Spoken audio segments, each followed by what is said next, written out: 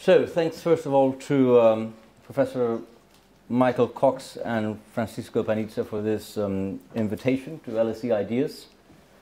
And thanks to the organization of Colombian students at LSE that I understand was very active in promoting this, and to all of you who are here today, and a special welcome to the Colombians who are here this evening.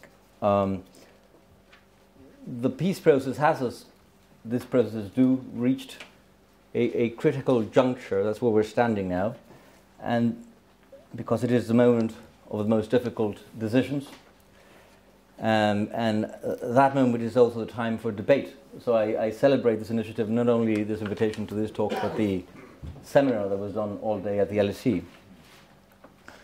I have a friend who a few people here know, who taught at Oxford for a long time before he had the better idea of giving it up and moving to Colombia, who used to say that he could not say the same thing 3 times because then he would stop believing it. He couldn't give the same lecture 3 times. I find the same thing happens to me. So I thought I'd try a slightly different perspective on the peace process tonight, even if it's in slightly raw form. I want to talk about the relation between peace and democracy, and in particular to address the question, how do you end a very long war and transition to peace in an established democracy? There are particular problems associated with transitions to peace in established democracy. They've been discussed, recognized most recently, thanks largely to the Northern Ireland experience and to what your colleagues, Professor, call conflicted democracies, of which we are probably one. So the problem is this. The problem is that in a democracy, and an established democracy, the very idea of a transition is contested. People ask the question, what do you want to transition to? I'll begin with an anecdote. I stood myself by complete coincidence in early 1990 in a cold winter morning in Prague. And I looked in the distance and there was Václav Havel giving a big speech and the whole place was full of people. And if you stood there at that time, you realize this is a real transition. Everyone who was there understood what was going on. But if you're in a democracy that actually works, and works quite well, such as ours, it is less obvious what it is you're trying to transition to. And there are a number of reasons for this, factors that militate against a clear understanding of what a transition could be. I think in the first place, the obvious one, that if a conflict is very long, such as Colombia's or Northern Ireland, then people just get used to it. It's a way of life. And it's probably not unfair to say that many people in Bogota look at the conflict in the periphery of Colombia with the same indifference that a Londoner may have looked upon Northern Ireland 30 years ago, despite the fact that we also had, as my Colombian friends know, our good share of bombs. Secondly, if you're a democracy, the debate about peace tends to get mixed up and tied up in electoral politics. The interest in politics, in gaining power and holding power, generally trumps the interest in reaching peace. And lastly, there are issues of legitimacy. People ask, why do you want to discuss certain fundamental issues of the country with a Marxist insurgency that should actually be the subject of democratic debate? That is usually the view of the right. It's to say, everything is fine, there's no need for change, just get these guys to give up their weapons and let's move on. Still, it is a serious question that needs an answer. The issue of legitimacy in a democracy, of discussing certain issues with an insurgency. So what do you do? Well, the first thing you need is leadership. You need an active leadership, which is what President Santos has done, to recognize the right moment to steer the country towards peace, and you need to engage. Only when you engage do you actually know how far you can get in solving a problem, and the engagement itself, the fact of the negotiation, tends to change the actual conditions of the problem. Life is not just realpolitik. At a minimum, if you participate in a negotiation like this, you understand much better what the other side thinks, what they're about, and probably you will see solutions where previously you thought there were none. At least that is my experience. But especially, you want to ask the question, is there a better option? That is the question, in my view, that critics of engagement have to answer, whether it is the engagement, for example, of President Obama with Iran or the engagement of President Santos with FARC. And I think the answer is no. There is no better option. So leadership and engagement, in my view, are critical. But they are not enough. You need to do more to generate the energy that is going to push a real transition. You need a vision, which is what President Santos is building. And to do that, you have two options, I think. You can concentrate on the cost of the war, and you would have very powerful arguments for that. You have first the human cost. You can save lives.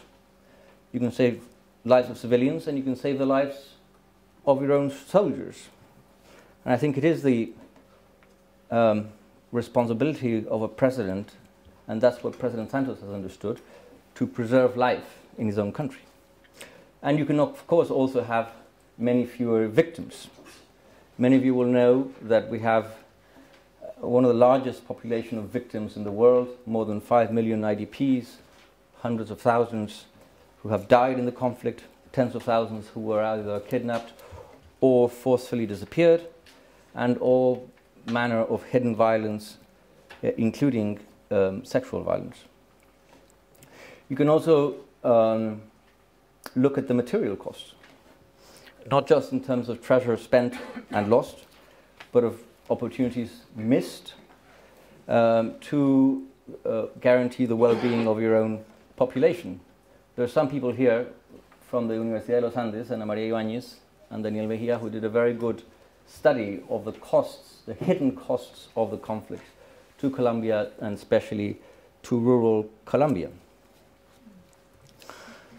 The problem is that if you've had a long conflict such as ours, people are likely to become impervious to those costs. So one thing you need to do to encourage this transition is to make them more visible, and that's no doubt something that we have not done enough of, to remind the country what we have lost. But a transition is not just about moving out of the past. A transition is also about moving into the future. So it's not just about costs.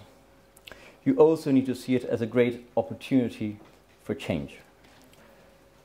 And what kind of change is that? Change, I would say, to a stronger, fairer, and deeper democracy. That is what you want to transition to. And that requires that you see the opportunities in the transition for strengthening your democracy, and also that you recognize the weaknesses of your own system, the points that need mending, that need correcting, which is something that governments naturally find painful to do. We find it painful to do it, but if you want to really transition, you have to do that. So what I propose to do now is to talk about what I see as the opportunities for a transition under 5 headings, which I've called termination, inclusion, participation, acknowledgement, and consent. By termination, I mean naturally ending the conflict. It is very debilitating for a democracy to live with political violence. You need to re-establish a basic norm of democracy, and that is that no one shall use weapons to promote his political ideas, and that no one who promotes his political ideas democratically shall be the object of violence. That is one of the basic pacts and agreements we have reached now with the FARC, with all the appropriate measures and guarantees, of course, and I can go into that later on. That termination is not simply ending the violence now. Termination is not simply expelling violence from your political system. Termination also requires that you attack the conditions that kept the violence going all that time so that it does not recur, so that you actually break the historic cycle of violence. And that is why the idea of non-recurrence or non-repetition has been a central idea of the peace process. Professor Cox kindly mentioned the framework agreement we signed in August of 2012.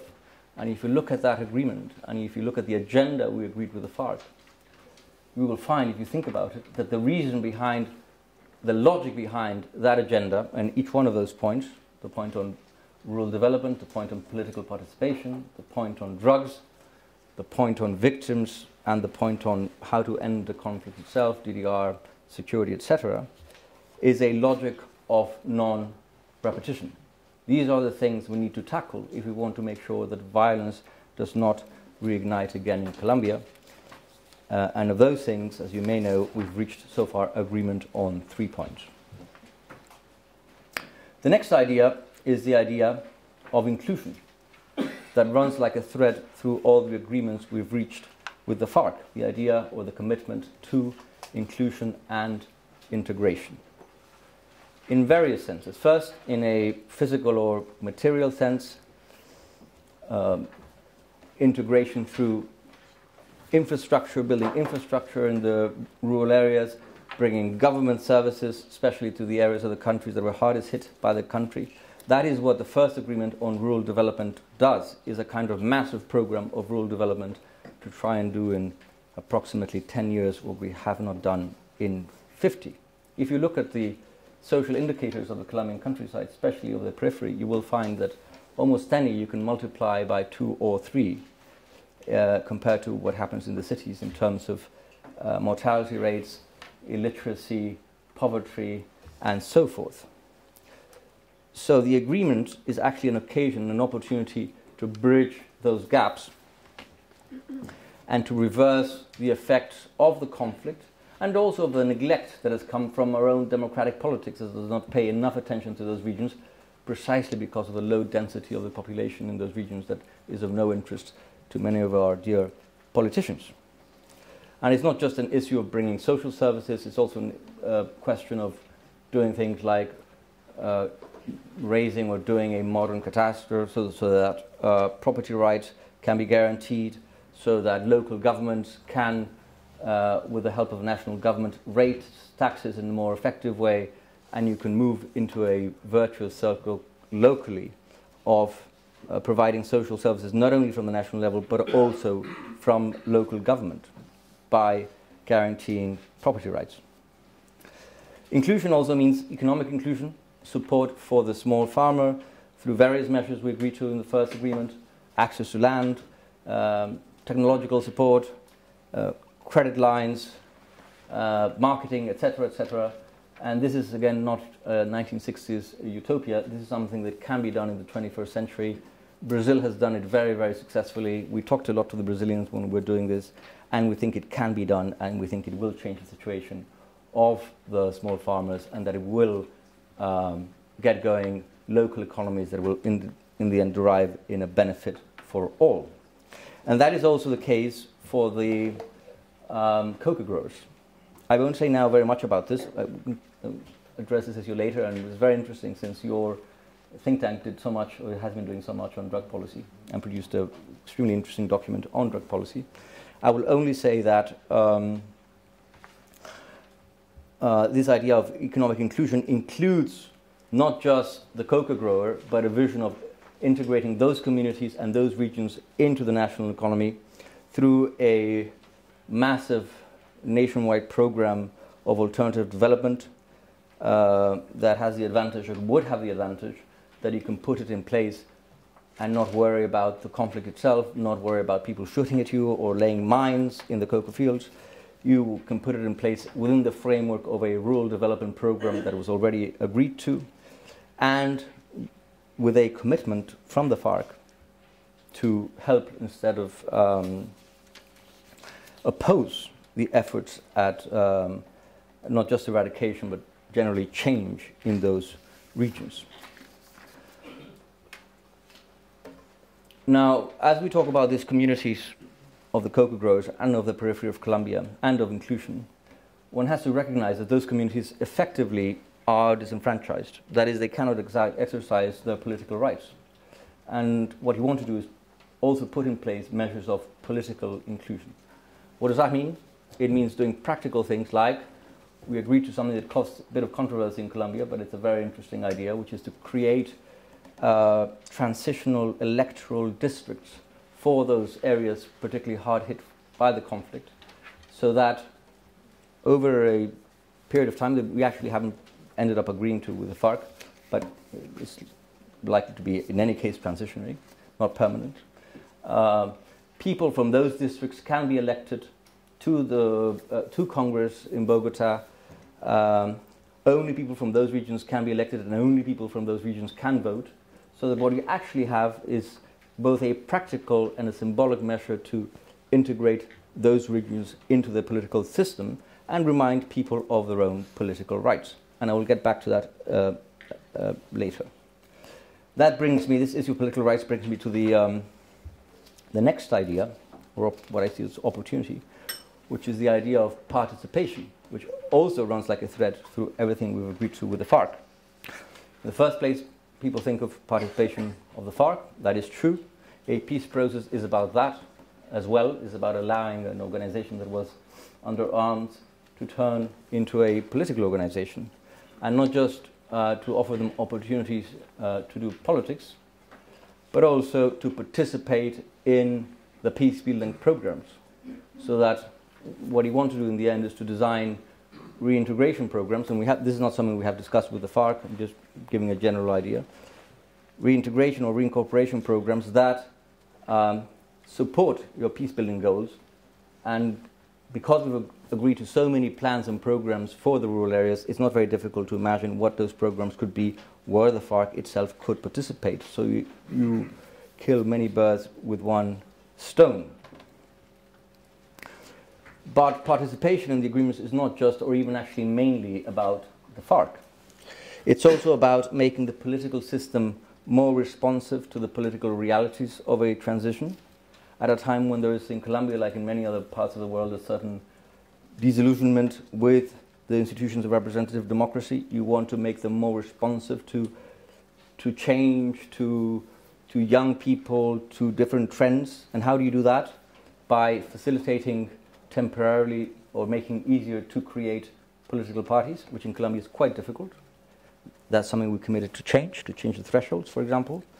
By having fairer conditions for campaign and party finance. By increasing the transparency of the electoral process. And generally, by trying to turn the institutions of representative democracy into an instrument for conflict resolution and to channel conflict through politics instead of where we have it today.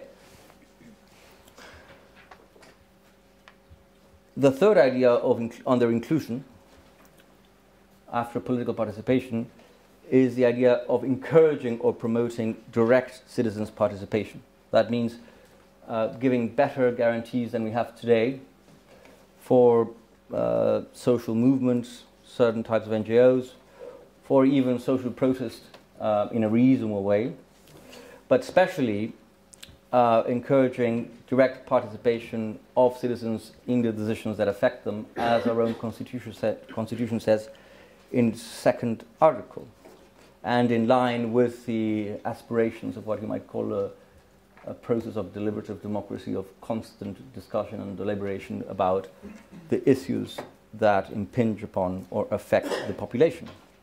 So we have lots of agreements about that in the second agreement on point number 2. And what that all leads to is to a strengthening of the exercise of political rights and to understanding of participation, in my view, as some people say, as the right of rights, as a right that you need to exercise in order to be able to guarantee certain other rights, and as a right that brings people, as John Rawls would say, self-respect. Self-respect, which is the thing that he calls the most important of primary goods. That participation, we think, through that exercise of political rights, through that strengthening of self-respect, should be an engine of change. Because citizens will see themselves not only as beneficiaries of social policies, but as active agents of change themselves. And how are they going to do that? Well, they're going to do that through a process of what we have called participatory planning in the regions, which means that you mobilize the population in the regions around the various programs. This is what we agreed to already in the case of the Alternative Development Program, and is very likely what's going to happen with the main rural development programs in the key regions.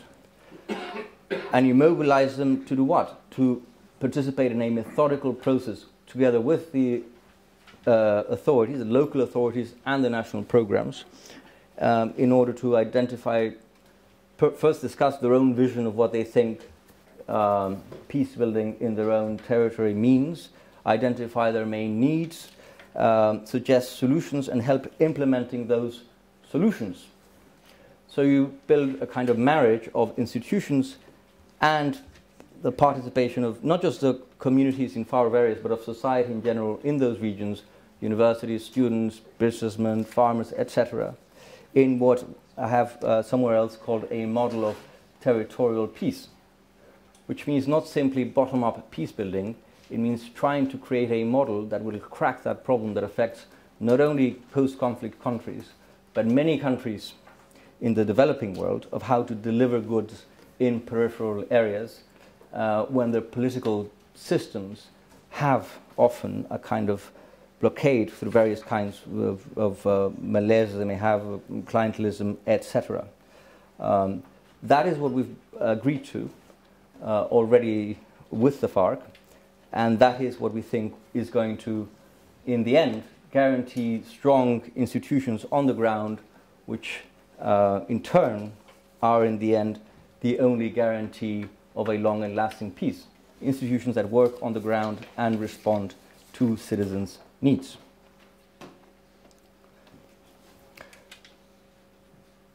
The fourth idea or opportunity of how to energize this transition that I mentioned was acknowledgement. And that means that you can't really move forward if you don't acknowledge what happened in the past. John Paul Lederach, who's a very interesting academic, American academic we actually work with him, who's not only an academic but has a lot of practical peace-building experience on the ground in many parts of the world, says somewhere, remember this phrase, where he says, "It is one thing to know, it is a very different social phenomenon to acknowledge." Now, in Colombia, we have lots of knowledge, we know lots of things about what happened, but we have much less acknowledgement by various people, various sectors of society, including ourselves, the government, of what happened. This is beginning to change. President Santos has given very courageous examples of acknowledging responsibility on the part of the state before the Constitutional Court and elsewhere, and this is what we expect the FARC and everyone else to do. What you want to do is to get society at large to acknowledge actually what happened in your own country through a system that builds accountability with a combination of transitional justice measures, as most of you will know, of truth-seeking, justice, and reparations, so that in the end, no one is in doubt as to what happened, and the victims feel that their rights were taken seriously. And I think this is particularly important in what I'm calling established democracies, because you have to listen to not just pay attention to your own international legal obligations, Rome Statute, American Convention and so forth, which we do pay attention to, and we are convinced that everything we're doing is within that framework and complies with those obligations, but you also need to listen to what your own population thinks is just. Whatever you come up with as a solution in the end has to be something that the Colombians themselves recognize as a solution that is just, and especially the victims. And the victims themselves you also need to recognize, to acknowledge. That's what we have done in this process in a way which has been, which has meant a lot of effort, but has been very important. Every time we start discussing a point in Havana, we ask the UN and the main national university to organize a big conference about that point so that people can bring proposals. And in the case of victims, we decided to do not just one but 4 such conferences where more than 3,000 victims participated. We then organized exceptionally, because we don't have people go to Havana, the visit of 5 delegations of 12 victims each to tell us in real time, in the middle of negotiations, what they had lived through, what they thought about peace, what they thought about justice, and so forth. And we're hoping that any truth commission we may agree to, which is what we're discussing now with the FARC, will also and especially guarantee that need of acknowledgement of the victim, of feeling that they were heard, respected, and again that their rights were taken seriously. Acknowledgement also means acknowledgement also means acknowledging, as I said before, your own responsibility, which for us is the basis of any transitional justice system. Anybody who participates in this needs to start by saying, I do recognize that this and this and this happened from all sides.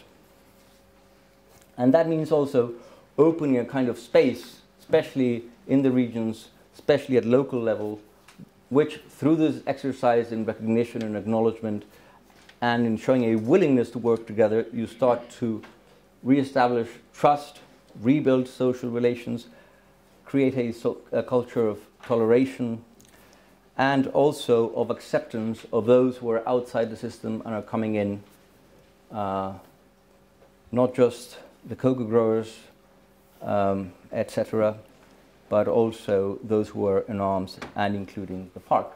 If you don't set up a process to achieve that mutual acceptance, you will not have peace. Now, the last idea that I associated with a transition, how to see a transition as an opportunity and energize it, is the idea of consent. That first of all is, at the local level, is related to this idea, as I was just mentioning, of opening a space within transitional justice mechanisms, but it's not just about transitional justice, it's about having discussions of the kind I just mentioned locally, where people get together, very different people, and discuss, okay, what are we going to do about it? How are we going to build peace here, now? And you promote debate, and you try to get one thing to reinforce another, these transitional justice measures to dovetail into those structures you've created for that concept that I just described of territorial peace, so that this has the strength to bring people together and to create a general consensus and a consent to participate in that peace-building program, but also to live by certain rules and certain norms. And at a national level, you want to do the same, but differently. You need to have wide debates, which we are having now in Colombia, and that is why the government has committed to having, at some stage, some form of national referendum, so every Colombian can say what he thinks, and not only just to have a democratic vote, but to have people think that they are actually part of this, that what they said mattered. In a way, it's perhaps not over-ambitious to say that in a situation such as ours, what you are actually doing is you are renewing in a very conscious way the social contract of the norms and rules under which you're going to live. And it is that will and that consent, along with other things that I just mentioned, that in the end, I think, will bring the energy for a transition to a stronger, fairer, and deeper democracy. Thank you very much.